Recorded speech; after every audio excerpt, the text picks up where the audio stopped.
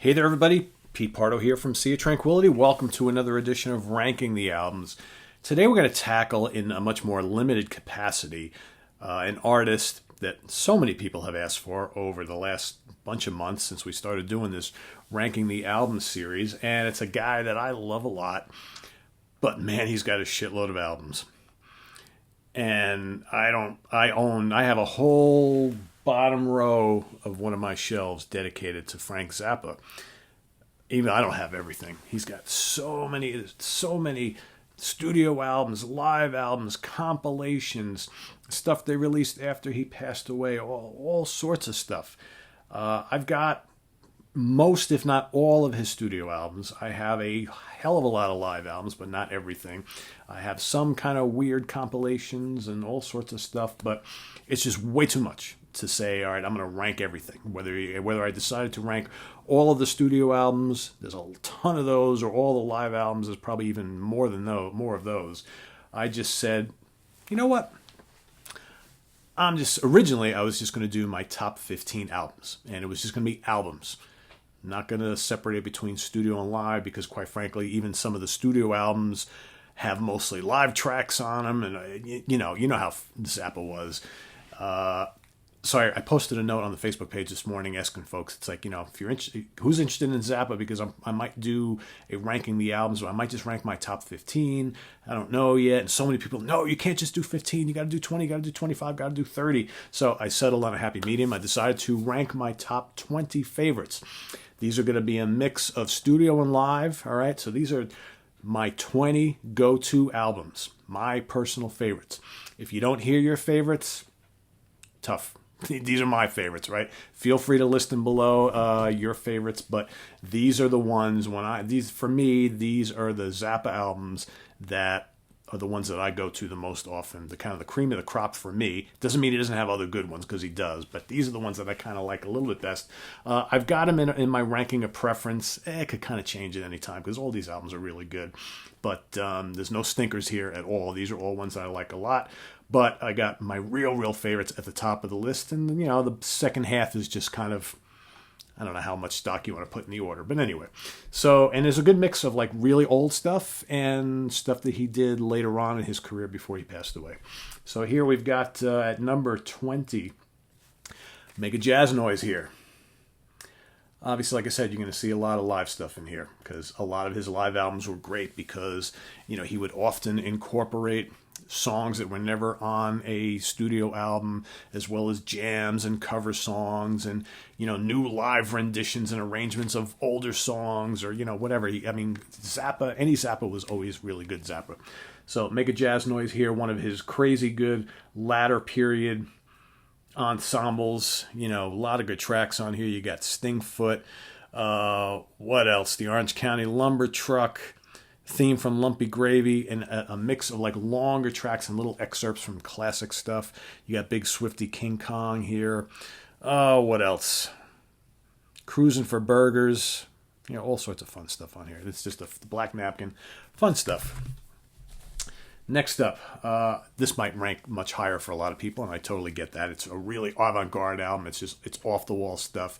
Not an easy listen for someone who's a Zappa novice. If you're new to Frank Zappa, I don't recommend you start off with Uncle Meat, but it's still a pretty damn classic Zappa album, which it just goes to show how like way ahead of the game he was from a composition standpoint so early on in his career. He was writing stuff that nobody else would ever think of. Just off the wall stuff.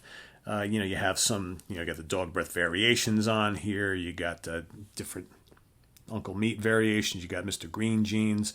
All sorts of stuff in here that would later, Prelude to King Kong, all sorts of little snippets and little pieces of here that would later resurface other places in even, bigger arrangements and what have you. All right, for some people, the early and mid-'80s stuff from Zappa was a little weird because he started to make more vocal-oriented music and incorporate a lot of like socio and political satire and things like that.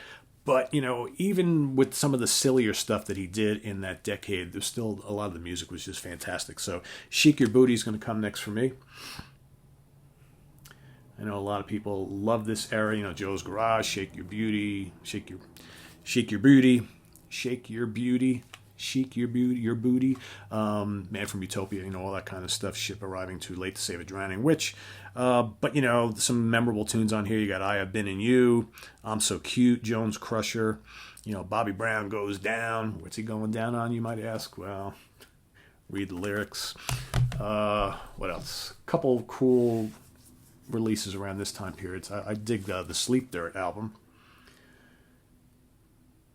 You know, a lot of like long form jamming and stuff like that.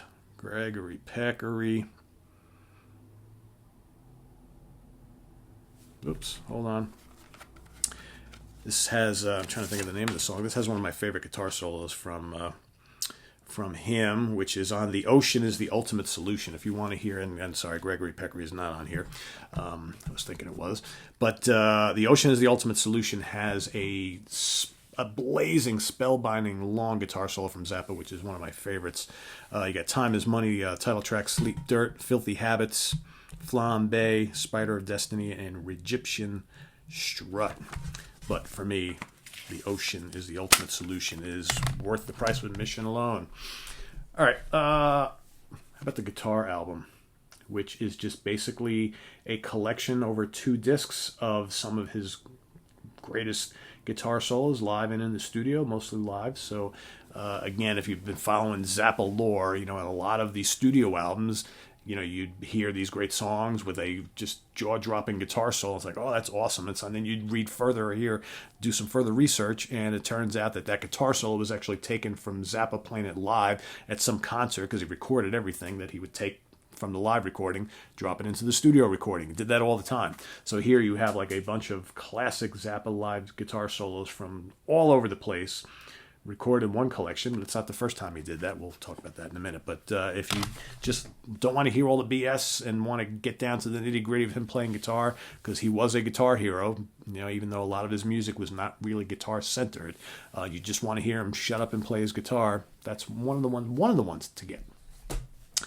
All right, Burnt Weenie Sandwich is an early one. Again, this is from a period where he was making all sorts of wacky avant-garde music. It was psych, it was pop, it was rock.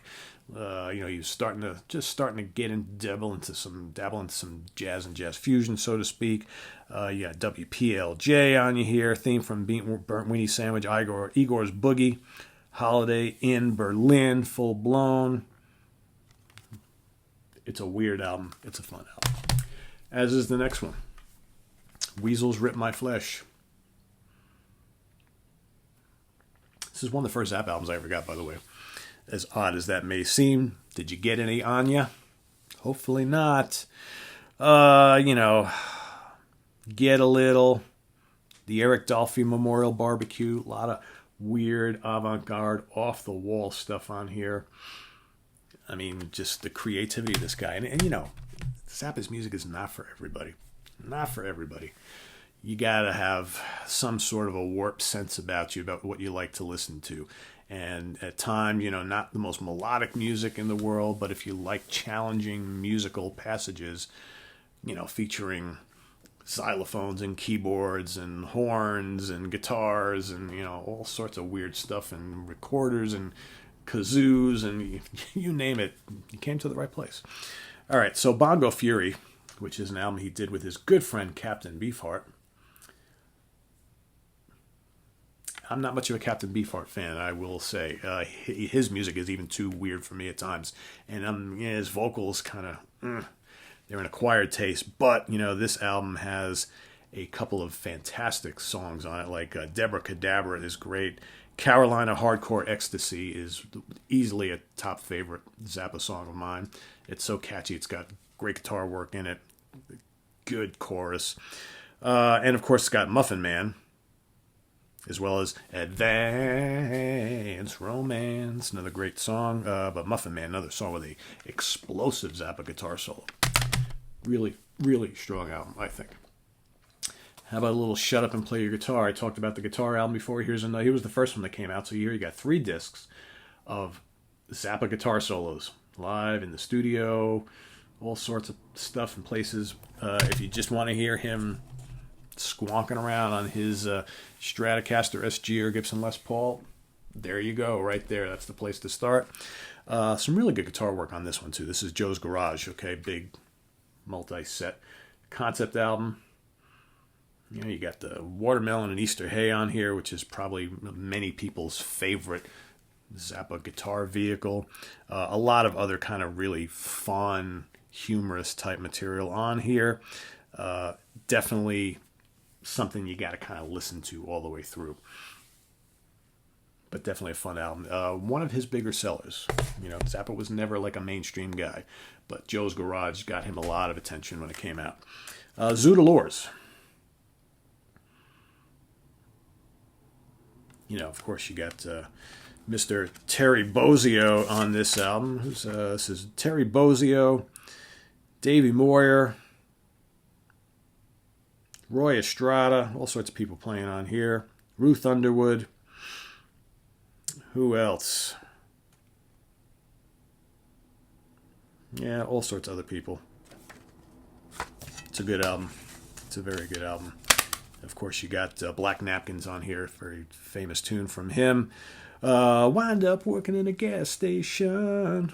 The Torture Never Stops. Dun, dun, dun. It's a kind of a cool song. I dig it. Miss Pinky. What else? Friendly Little Finder. Finger Finder. Wonderful Wino. Zoodalores. And, of course, Disco Boy.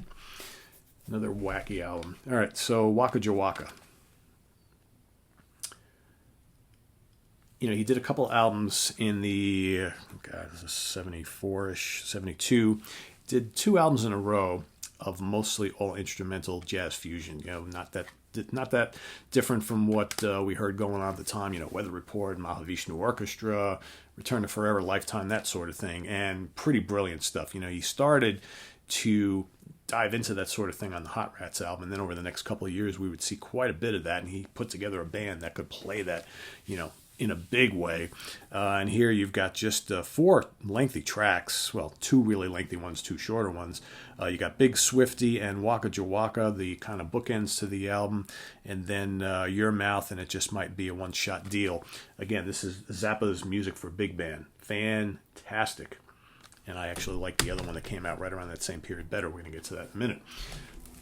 All right, got to have the Apostrophe album on here. Here's the album that the very, very, very casual Zappa fans know.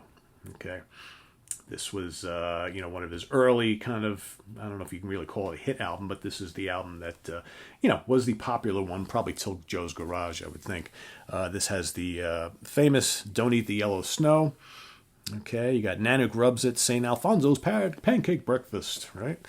What else? Father Oblivion, great song. Cosmic Debris, another easy top 10 or 20 Zappa song right there.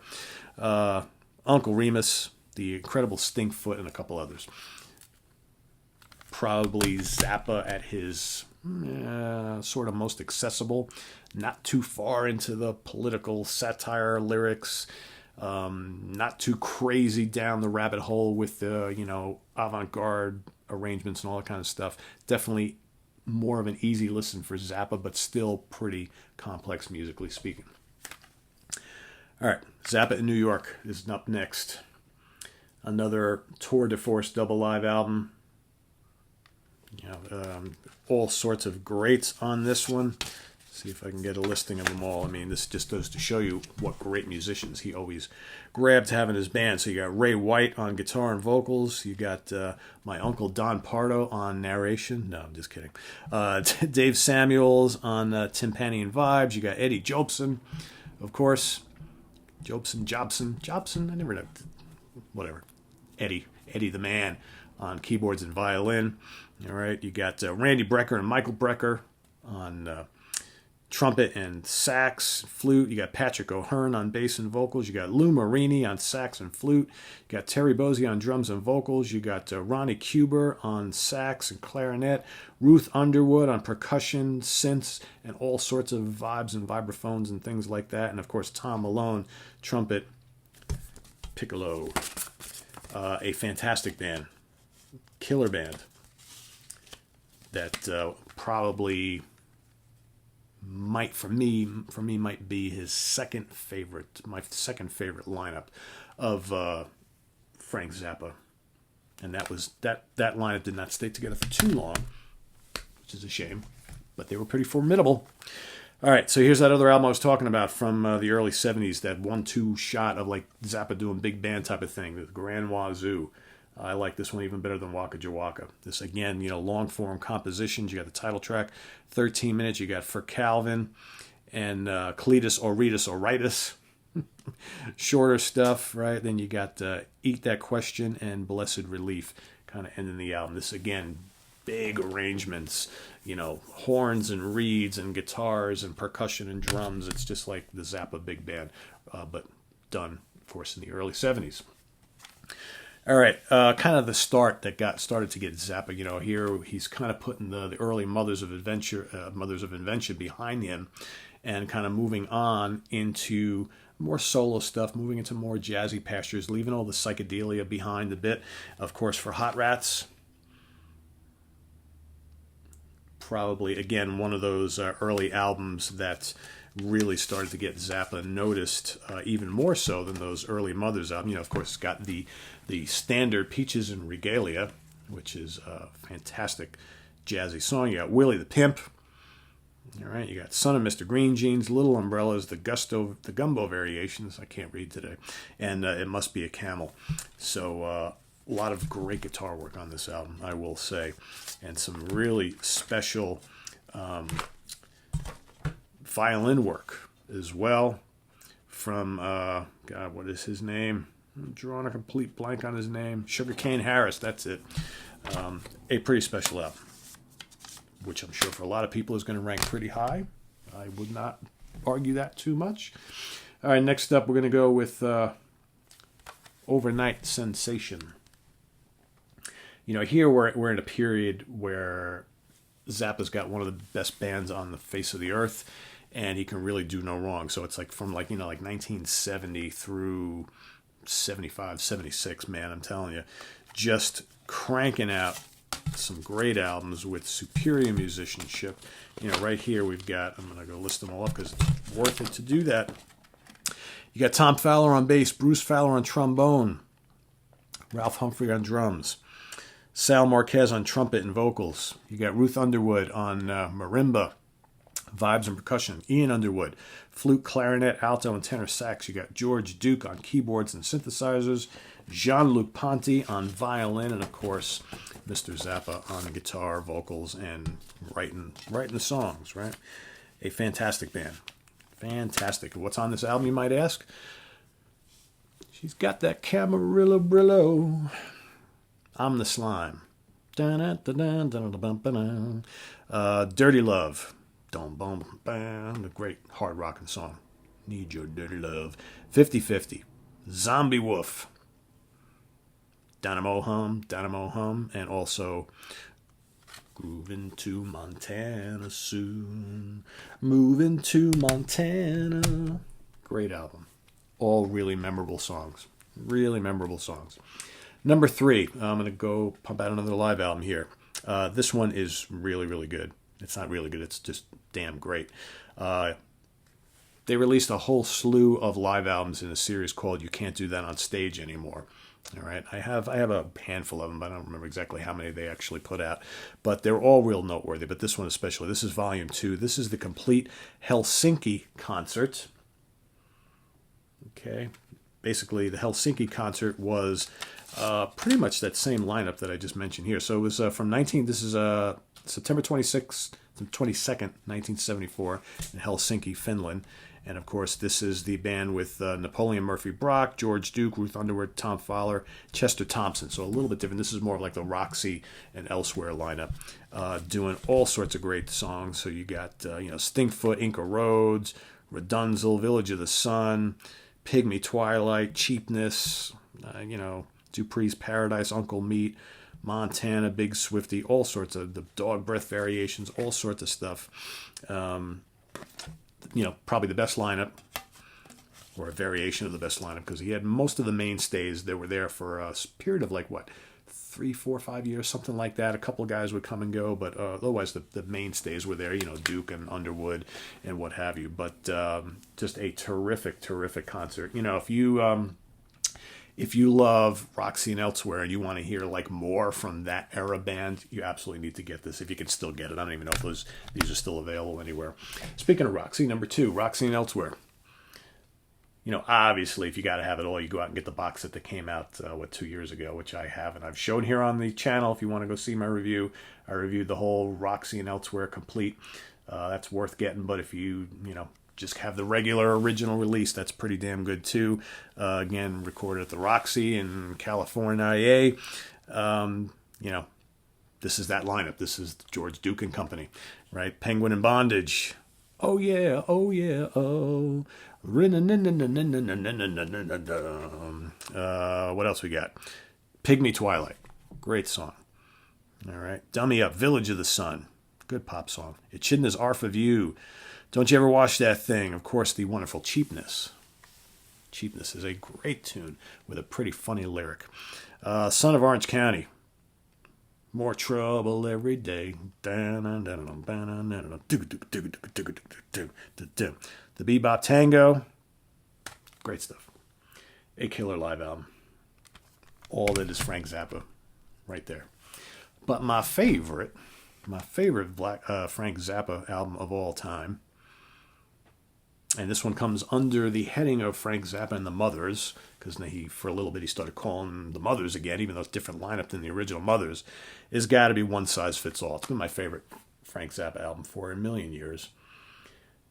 And again, kind of like the Overnight Sensation album, just really catchy stuff, but musically speaking, just far superior than what anybody else was doing out there at that time. You got Inca Roads, really cool song, very melodic.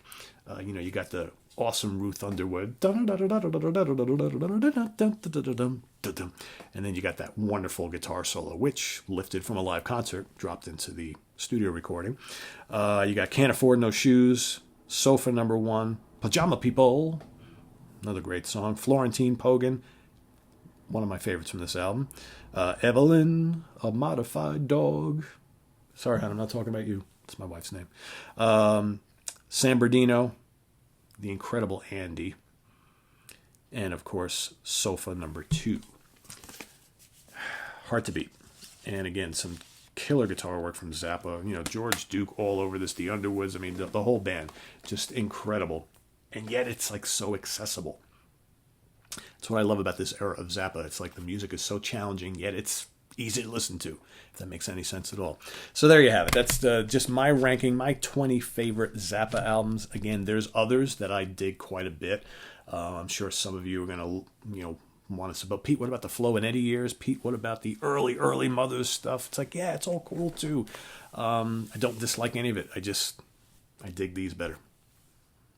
It's all about personal preference, what we hear, what we love, all that kind of stuff. So feel free to list off your top 5, 10, 15, 20, 25, 30, however you want to do. What are your favorite Zappas and why? I just, for me, I often, I think my wife even asked me this question once. She's like, what do you find appealing about this music? And I'm like, I don't know. Zappa is a genius. So what makes him a genius? Like, well, nobody has ever written songs like these. And he's got a guitar style that sounds like nobody else.